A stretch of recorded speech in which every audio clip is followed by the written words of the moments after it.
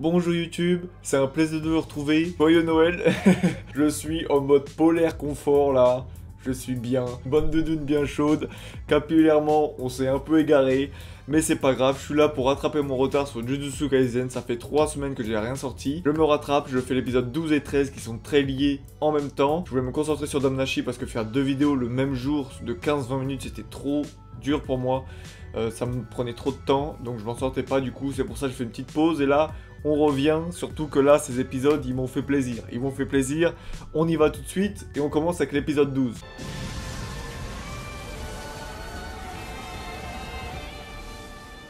L'épisode 12, il commence directement avec le combat de Junpei et de Yuji. Je commence déjà à pas me rappeler des prénoms.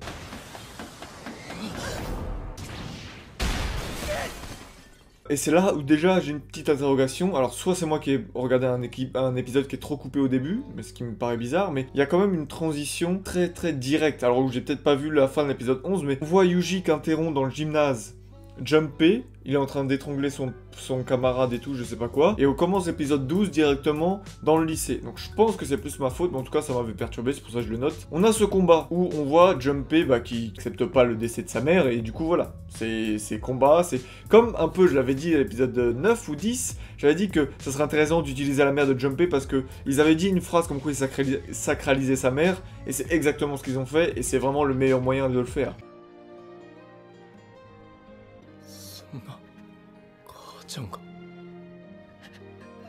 On voit que Junpei il a un familier, c'est une sorte de poulpe qui maîtrise le poison.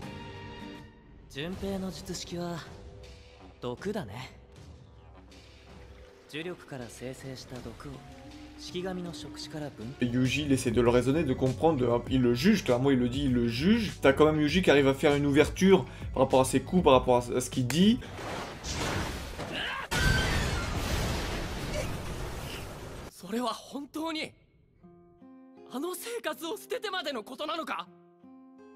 Et là, il y a un petit truc que j'ai pas compris, c'est à un moment, il se fait transpercer par la pieuvre, 2 trous.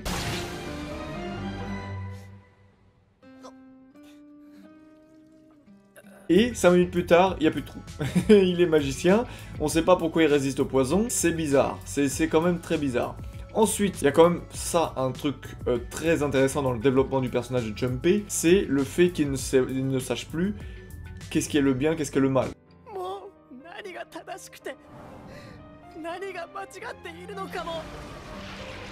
On ne sait plus, il sait plus en fait, il est perdu, et même il a un flashback, il se dit mais...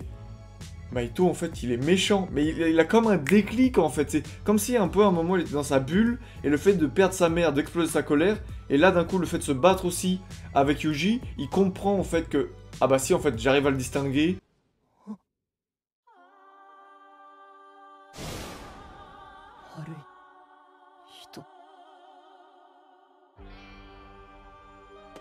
Du coup, c'était très intéressant de voir qu'il a perdu cette notion, en fait. C'est pour ça qu'il réagissait pas, il comprenait pas. Il a tout un peu compris les informations en même temps, et à ce moment-là, il s'est transformé. Je trouve ça vraiment très intéressant et très intelligent comme développement de personnage. Ensuite, il y a quand même aussi, du coup, Mahito qui dit que, ouais, il est méchant, qui transforme Junpei en l'humiliant en disant, ouais, non, mais toi, t'es juste un millième un peu plus intelligent que les autres que tu traites de con, mais tu vaux pas mieux qu'eux. Il se transforme en une sorte de monstre humain comme Mahito sait faire. Et là, on voit Sukuna qui refuse d'aider Yuji. Et Yuji regrette déjà direct d'avoir demandé à Sukuna. Il disait putain, mais non, c'est pas possible de lui demander. Et ensuite, on voit aussi quand même qu'on reparle du pacte.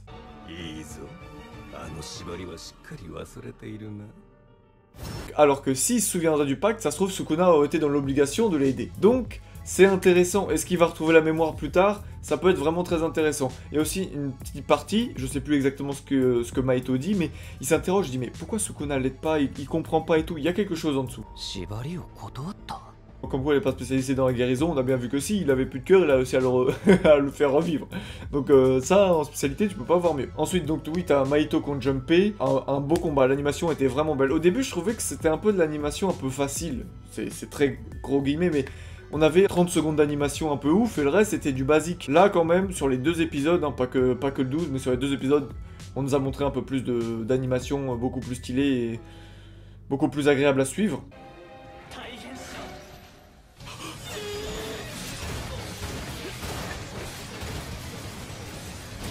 On voit que Yuji, il pète un câble, très belle animation, là, il est vénère et tout. Il développe déjà une haine contre lui parce qu'il a tué la mère de Junpei qui l'appréciait et il a tué Junpei du coup. C'est un truc de ouf. Et ensuite donc combat, et là il y a Nanami qui intervient. Donc là ça fait la fin. Je trouve qu'il n'y avait pas énormément de choses à dire, pas quand tu réfléchis dans l'épisode 12, parce que c'est quand même un épisode quasiment full baston. À part au début Yuji et Junpei, un peu les décisions, qui lui proposent l'école d'exorcisme aussi, j'ai oublié de préciser. Ça c'est intéressant. Mais après c'était du combat pur, ils découvrent un peu leur pouvoir, on voit que, comme je disais, que Yuji, les trous que Junpei lui a fait l'affecte pas. Par contre, ce que lui a fait Mahito, ça l'affecte directement, il a des trous directs. On voit que Yuji peut directement toucher l'âme quand elle a ses pouvoirs occultes. Donc, ce qui est l'avantage qu'il a sur Mahito. Voilà l'épisode 12 à peu près globalisé. Ensuite, on va arriver sur l'épisode d'aujourd'hui, l'épisode 13.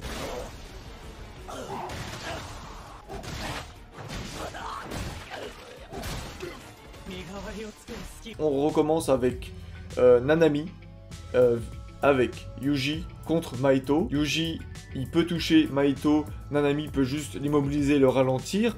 Et déjà, on voit donc combat stylé. J'adorais le fait que, je sais plus c'est dans quel épisode, mais je crois que c'est dans les deux un peu, ils disent pas les stratégies à l'autre.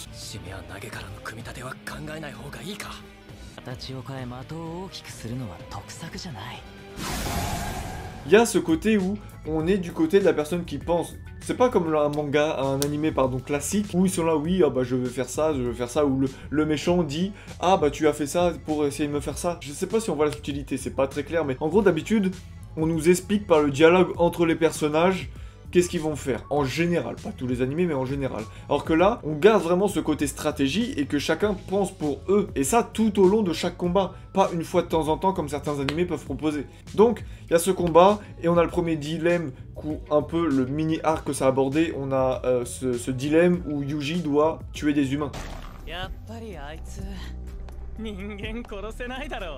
C'est un ado, il veut plus être un ado, mais Nanami lui dit, mais je t'envie presque, parce que toi tu tues pas des humains, t'as pas des décisions à faire, t'as pas des gens à tuer, et malheureusement, il a été obligé de le faire, surtout quand les monstres ils lui ont dit, bah s'il te plaît, supplie-moi, en le suppliant, ouais mais tue-moi, donc il l'a fait. Déjà c'est une moralité, on a passé un cap à ce moment-là.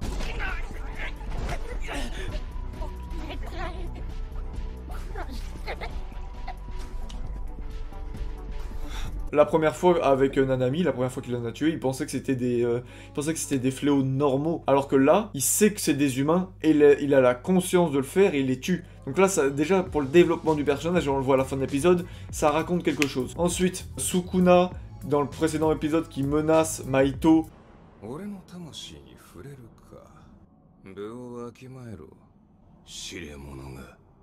T'as pas intérêt à recommencer à essayer de toucher mon âme et tout, pour qui tu te prends. Donc déjà, Mahito, il voit ça, il fait ok. Mahito qui fait son pouvoir d'occupation, j'ai oublié le nom exact, désolé.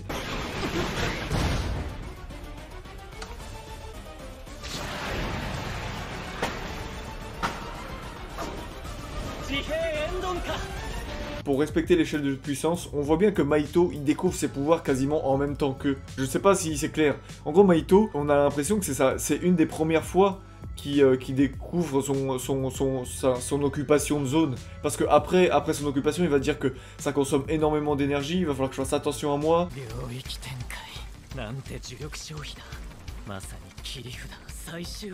Et remercie Nanami d'avoir pu atteindre ce stade. Même avant, il nous disait qu'il apprenait encore sur lui, c'était un jeune fléau. Tout en même temps, et ça justifie aussi son manque d'espérance, son manque de pouvoir, ça développe aussi son personnage, et on comprend pourquoi il n'est pas forcément super cheaté et qu'il pourrait pas violer Yuji et Nanami comme ça. Ça suit une ordre de puissance pour Yuji parce que il est toujours accompagné de Nanami. Ensuite, il est aussi, qu'il le veuille ou non, il est aidé de Sukuna. Et lui, il arrive toujours pas à en tuer un tout seul. Donc vraiment, on est sous ce truc, il est en apprentissage, là. Il est pas tout seul, il est pas en train de faire son boulot tout seul. Il est toujours en phase d'apprentissage. Ça correspond au fait qu'il soit à l'école, ça correspond au fait que plus ça va, plus il a des responsabilités, plus il a des tâches un peu plus dures, mais il est toujours accompagné pour ça. Il n'est pas, d'un coup, il a un truc super badass, il va se faire taper, et c'est à la force de la détermination qu'il va revenir. Non, surtout que là, la preuve, à la fin, il n'arrive pas à tuer ce fléau en plus, et alors qu'ils sont que deux. Bref, je m'égare un peu, donc il y a la zone de Mahito, et ensuite on voit que Nanami est bloqué, et là on a un petit flashback sur Nanami, pardon. Et là, très intéressant aussi, parce que on va avoir sa pensée. C'est vrai qu'on pourrait se dire, mais pourquoi il est revenu en tant qu'exorciste? Et là, on a un peu ce truc de conscience de lui-même. Il dit, je m'en fous de la vie, je m'en fous, je veux juste de l'argent pour être pépère après. Mais juste une personne qui l'a remercié, le fait d'aider autrui, c'est ça en fait qui le pousse un millimètre en plus que faire de l'argent pour lui à être exorciste. En fait, c'est ça qui le fait changer d'avis. Le fait que la boulangère l'ait remercié de lui avoir, enfin, juste de l'avoir soulagé, parce que sa vie était pas en péril, mais elle était quand même mal par rapport à un fléau qui prenait son énergie, qui lui faisait mal à l'épaule et tout. Le fait qu'il ait pu aider un millième, une personne, et qu'il juste le remercie derrière d'un sincère merci parce qu'il l'a aidé, sans que la personne le prenne pour un fou ou autre, c'était quelque chose de fort pour lui, et c'est juste un message en fait. Il était là, l'argent, l'argent, l'argent, et en fait juste d'aider autrui, ça vaut tout l'argent à ses yeux en fait finalement, parce qu'il a renié l'argent.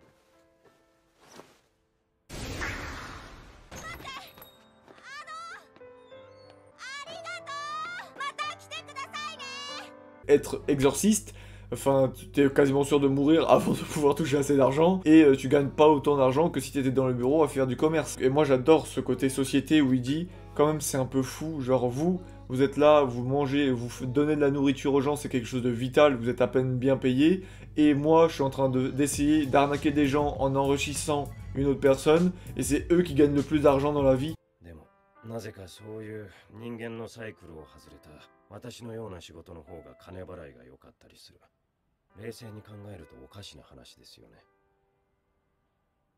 Donc voilà, cette petite histoire de Nanami, pas besoin d'énorme, ça a duré quoi, un quart d'épisode, mais c'était juste assez, pas trop long, pas trop court, juste assez pour développer son personnage et comment il pense, en plus de ce qu'on sait de lui dans les épisodes précédents. Ensuite, du coup, donc comme je disais, il y avait l'évolution de Mahito par rapport à ses pouvoirs, on a aussi l'évolution de Yuji par rapport à ses pouvoirs, parce que il arrive, par définition, il arrive à casser la zone de Mahito en arrivant par l'extérieur, et c'est logique aussi, ils expliquent qu'il fait, mais en fait personne n'a essayé d'aller dans une zone, parce que généralement quand t'es dans la zone, tu meurs, t'es sûr quasiment de mourir.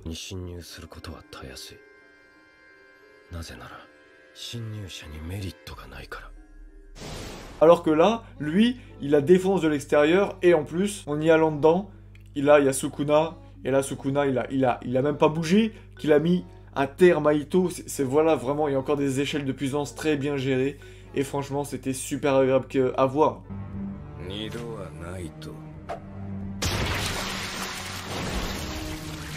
On voit Mahito qui se barre, il arrive à se barrer, et donc naît à ce moment-là la vraie rivalité entre Mahito et Yuji. Une vraie rivalité dans le sens où les deux veulent se tuer. Là, c'est pas de la rivalité, je veux être mieux que toi. Non, là, c'est de la haine pure, c'est vraiment par fierté, par ego, par rapport à ce que tu m'as fait.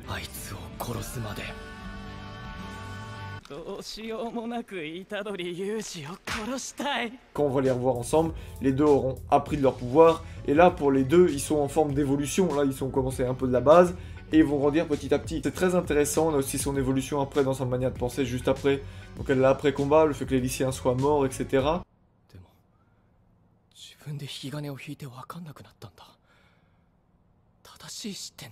Il se rend compte qu'il n'y a pas de bonne mort ou de mauvaise mort, qu'il n'arrive pas forcément, parce qu'encore une fois il a échoué. Et la chose que dit Nanami d'intéressante, c'est qu'il dit: il faut que tu te concentres sur, si t'es encore en vie, tu sauves des gens. Peut-être que tu vois pas les gens que tu sauves et tout, mais il faut que tu te concentres là-dessus, il faut que tu restes en vie pour eux. Même pas pour toi, même pas pour ceux qui sont morts, pour ceux que tu pourrais sauver dans l'avenir. Donc c'est vraiment genre, oublie le passé, c'est dur, reste focus sur ce qui va arriver, il faut que tu passes à autre chose. Et comme il dit, t'es exorciste, c'est bon.